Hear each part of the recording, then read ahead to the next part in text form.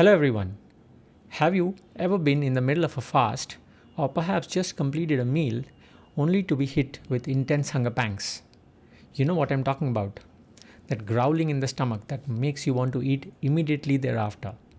Today we will discuss why you feel like eating, the biology behind hunger pangs, why you shouldn't be blaming yourself for hunger pangs, and some evidence-based practical tips that you can use to tackle them.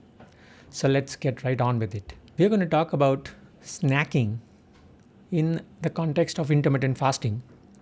This is a follow-up video to the previous webinar that I posted on YouTube a couple of weeks back. And thank you so much for more than 2,000 views and lots of questions that emerged from that webinar.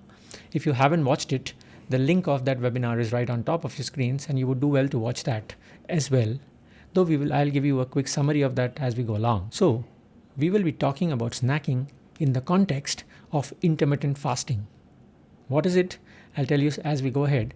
But this is really what I'm talking about, right? So you are fasting or trying to fast, and then you get hunger pangs. You go and you see a slice of pizza, or you see a packet of chips, and you just cannot resist. You just pick it up and you try and eat it. Very often we will go to the fridge, we'll pick out a small piece of chocolate and we'll say, I'm going to eat just that little bit. But then, you just can't control yourself, right?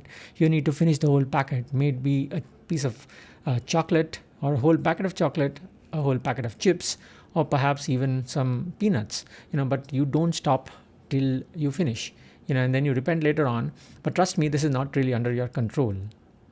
So I thought I'll divide all of this into, an overview of why snacking.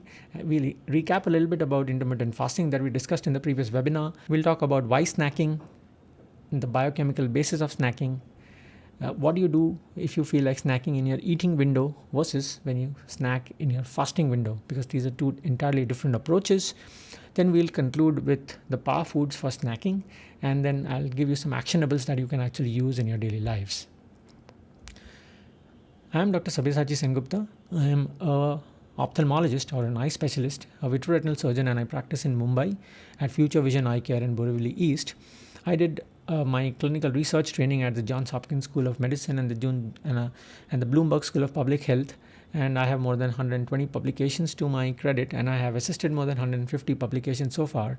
And I have been the ex-associate editor of the Indian Journal of Ophthalmology, and I have been enlisted in the top 2% scientists in the whole world by the Stanford University.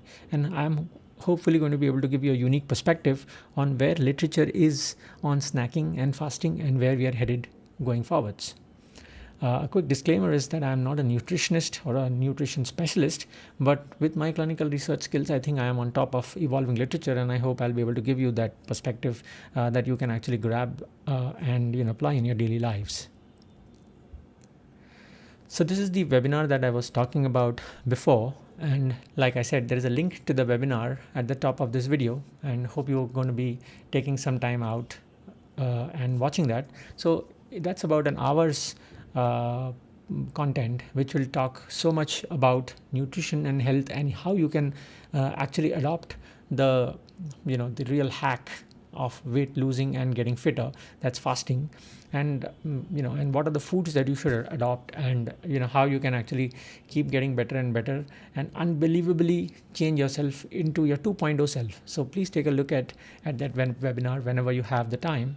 This is essentially what we discussed, right? So on your left, you are going to see this eating window in green, where somebody is eating almost all the time when you're awake, and that increases the risk of obesity, cardiometabolic diseases, liver disease, leads to poor sleep and poor quality of life. This, on the other hand, is time-restricted eating. So that is the clinical term we use for intermittent fasting today, is time-restricted eating. That is eating within a consistent daily window of less than 12 hours, right? So these reduce risk of obesity, liver disease, and improve sleep quality as well as your quality of life. So this is really what we're talking about. You're eating within a 10-hour window, and you're not eating for 14 hours out of the available 24 hours to us, right? So out of the 14 hours, you're actually sleeping for 8 hours.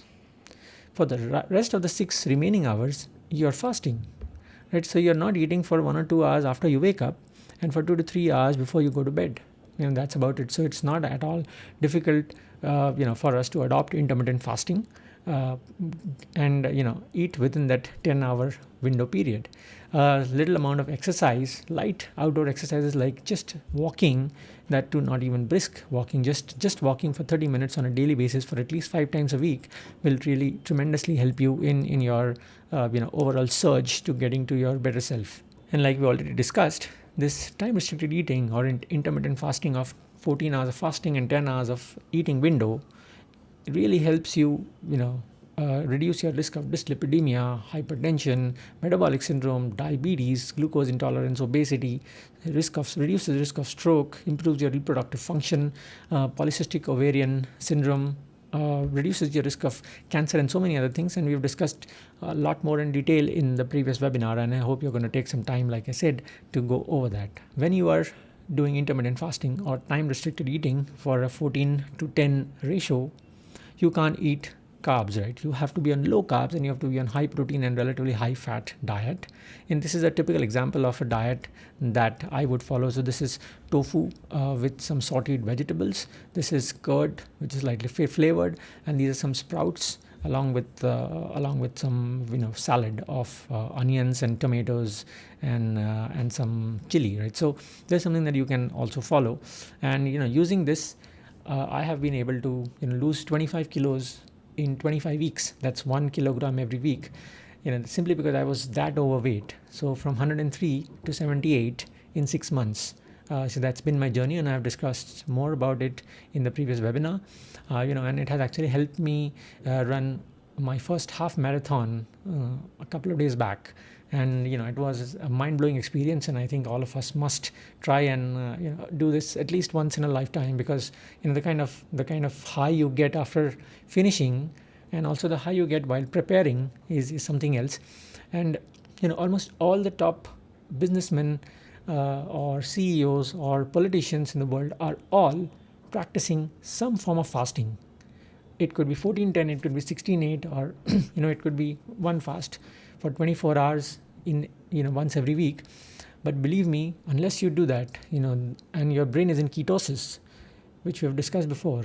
So if you are in ketosis, you get such a huge stream of ideas that it will really change your entire outlook, your positivity, your productivity. So just go and watch the previous webinar and try it out. We've talked a little bit about the background, that is the context of intermittent fasting. Let's talk about why we snack. So what is this huge urge to snack? And really it starts with hunger and low blood sugar. Because you're fasting, you haven't eaten enough carbohydrates and you haven't replaced it with anything else, right? So your blood sugar levels are falling, because of which your brain is hungry for glucose, and because it's hungry for glucose, it's directing you to eat.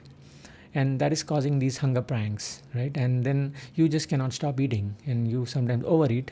Most of the times we do overeat, right? So hunger and low blood sugar is the primary reason for snacking, and it's of course natural and expected. Remember also, there is a component of emotional eating, especially when during periods of stress, where stress leads to, in any form, either in work or in your private lives, or wherever, monetary stress, so many other different types of stress that we're dealing with on a daily basis.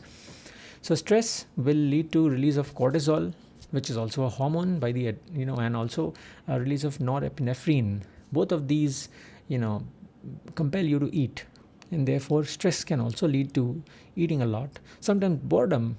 So boredom just some people find eating or snacking as a solution to their boredom.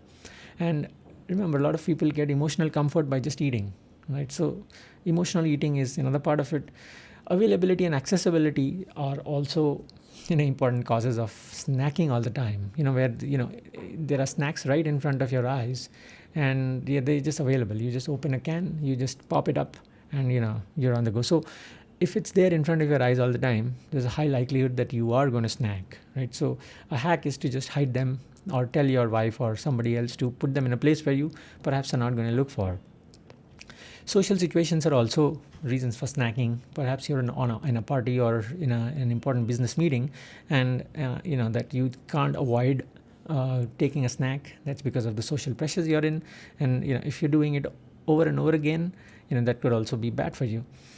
Remember, advertising and marketing are also prompts for snacking, right? So if you are watching too many advertisements about say Coke or Pepsi, and your favorite film star actually says that I drink this on a daily basis and so should you, and believe me, they're fooling you. But then say Salman Khan comes on TV and says, "Aaj kuch tufani karte hain, let's do something powerful today," we all get swayed and we actually go and drink some of these things, right? So advertising and marketing are influencing us in ways which we don't understand, and snacking is sometimes a result of that. Sometimes it's just habitual, right? There are conditioned responses where you are used to eating at certain time points in the day. Say there are 4 different times in the day: breakfast, lunch, an evening snack, and dinner. Now you have suddenly moved on to intermittent fasting, where you're eating only twice in a day instead of 4 times. So your body is already conditioned to eat at particular times, right? So then at those times it's going to prompt you to eat even if there is no hunger. So sometimes it could be habitual and it's natural in the early phases of intermittent fasting, and sometimes like I showed before, mindless eating, where you are watching a football game or a sporting event on TV, and you always say, let's take popcorn and chips and sit, right? So as long as the sport goes on, sometimes for hours together, you're going to keep munching on those carbs for hours together, and that's just mindless eating, right? And that's obviously going to be harmful for you. And lastly, eating can actually be addictive in some people who have a form of disease, and that's because eating carbohydrates can lead to dopamine release, and it can be addictive. Like I said before in the webinar, eating carbohydrates is like drinking alcohol. You get a high, but you don't get a hangover the next day. But what you do get is a crash in only 2 hours, and that can never be good for you. After this, let's look at the biochemistry of snacking and why you really need to snack. And when you understand this, you'll realize that it's not really your fault that you need to snack all the time, right? So snacking really is an interplay of 3 hormones in our bodies. The first and foremost is ghrelin. Ghrelin is called the hunger hormone. It directs us to eat. So ghrelin is produced by upper parts of your small intestine and your stomach, and so that is released just before we eat. You remember the growling of your stomach or the churning of your stomach, which makes you feel that you're hungry. That actually is caused by ghrelin. Ghrelin also crosses the blood-brain barrier and directs our brain to actually focus all our attention towards eating. So ghrelin is the biggest hunger hormone, and we want to keep ghrelin levels low with whatever we can. The second one is an important hormone, and which is very much in the limelight today, and that's called GLP-1 or glucagon-like peptide 1. So it's also called the satiety hormone, and it is also released by the upper part of your intestines, and it goes into circulation and it tells the brain that satiety has been achieved, right? And then also it delays gastric emptying, that is the emptying of all the content from your stomach into your intestines, and it goes through much slower, because of which all food is absorbed relatively slowly, broken down slowly, and that keeps giving you a feeling of satiety for prolonged periods of time. And now there are medications which are actually GLP-1 agonists, that is injectable drugs which function like GLP-1, and they give you the false feeling of satiety, because of which you don't feel like eating, right? So these are all available today. Not that they are very healthy to use, and the emerging side effects of vision loss with GLP-1 agonists, but then these are the second group of hormones which influence your snacking behavior. And the third one of them are called leptins. Leptins are produced by fat cells or adipocytes in our body, predominantly the fat cells in the viscera or in your abdominal region, and they are also satiety hormones. When you are in a well-fed state, these leptins are gradually and continually released by adipocytes, which keep telling your brain that you do not need to eat. So this is really an interplay between ghrelins on one side and GLP and leptins on the other side. So whatever we do, we want to have high levels of GLP-1 and leptins and low levels of ghrelins. Let's see how we can do that. So far we have had a recap of intermittent fasting, and then we've looked at the biochemistry of snacking and why we need to snack. Now let's turn our attentions to snacking in your eating window. Remember, in the 14 and 10, the 14 is a fasting window and the 10 is the eating window. Now we are looking at what to do if you feel like snacking in your eating window, and then when you feel like snacking in your fasting window. Remember the basic rule: if you are hungry, you must eat, because starvation is never okay. Starvation is not eating when you're hungry, and fasting is not eating when you're not hungry. So the first and foremost rule is, if you are hungry, you must eat. What you should eat is what we're going to discuss next. When you feel like snacking in your eating window, that is the 10 hours window where you are actually allowed to eat something. Remember, the benefits are so many, and but yet you feel like snacking. Like, you've eaten at 10 in the morning, your next meal is scheduled at 8 in the evening. That's the 10-hour window. However, at say 6 in the evening, you feel severe hunger pangs. So why is this happening? First and foremost, remember that it's an interplay between ghrelin and leptin with GLP-1. Increased carb cause more ghrelin release, and high protein diets cause more GLP-1 and leptin release. So whenever you are eating, that is at say 10 a.m. or 11 a.m. in the morning, you need to eat high proteins, right? And also some high fats and fibers. So if you're feeling hungry too many times, what you need to look at is your protein consumption enough? You need to consume at least 1 gram of protein per kilogram of your ideal body weight. So if your ideal body weight is 70, you need to consume 70 grams of protein. So what is actually giving you protein? So one egg gives you like 6 grams of protein. One large chicken breast gives you like 30 grams of protein. 100 grams of tofu gives you almost, or the fermented version, that is tempeh, gives you about 40 grams of protein. So you really need to be mindful of how much protein you're eating. If you're not eating enough, are you taking any protein supplements, is what you really need to look at, because this is by far the commonest reason why you will feel like snacking or you will get hunger pangs, is because your protein content that you're having in the meals is suboptimal, is not enough, right? So remember that GLP-1 production is going down, and therefore you're feeling like eating. Especially if you're a vegetarian, and depending on fruits and vegetables and others for your protein, remember that you perhaps are not reaching that level of protein that you need. So 1 gram per kilogram body weight is when you're not doing any activity. But if you're doing some weightlifting or some running or something like that, you need about 1.5 grams per kilogram body weight. So you really need to watch if you are taking your required protein on a daily basis or not. The other thing is high fiber foods. So fiber will also keep you satiated for longer periods of time. So are you taking enough fruits and vegetables and all the other fibers that are available? And we'll talk a little bit about that. So watch whether you're taking enough proteins and whether you're also taking along with that enough fiber foods or not. It's a low intake of fiber and a much lower intake of protein than required is the biggest and commonest reason that you might be feeling like snacking or hunger.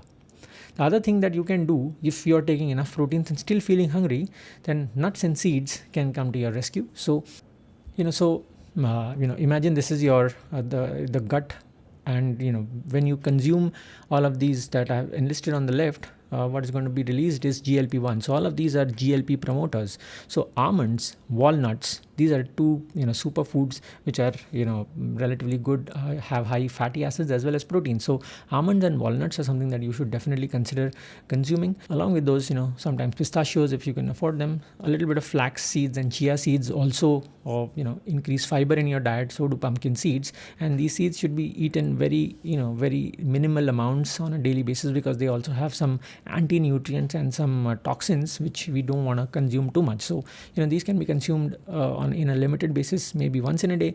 If you want to snack on a fruit, then apple, orange and avocados are a good option.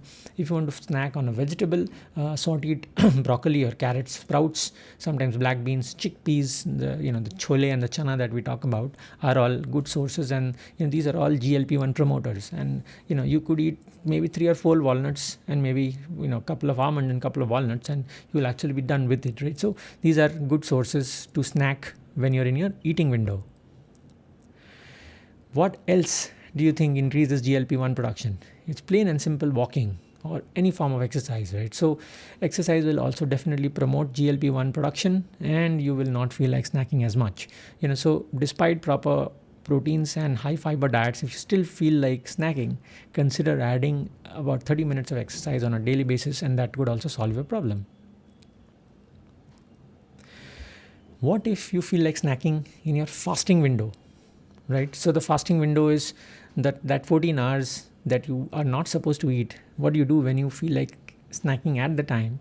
And it is far more common to feel like snacking when you are fasting, isn't it? So it's been 8 hours, 9 hours, and you still have 4 or 5 hours to go, and and you are getting those hunger prangs or growls. So what do you do at that time? There are again 2 or 3 very, very simple hacks. First and foremost, you must stay well hydrated when you are you're fasting. So drinking enough water along with some salt and lemon actually will help, because you are getting electrolyte deficient, and pink salt especially along with some lemon will help. And so you should drink at least you should fill like this, like 1 whole liter bottle of water, and perhaps refill it again. So perhaps have 1.5 to 2 liters of water during that 14-hour period, and it will very much reduce your hunger pangs. In addition to hydration, what also helps is black tea, black coffee or green tea.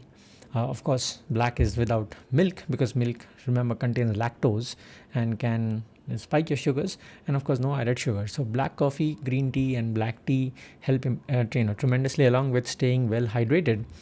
And also what does help is some mindful breathing exercises. You can Google about them, and they can really help you not only fast but also meditate well.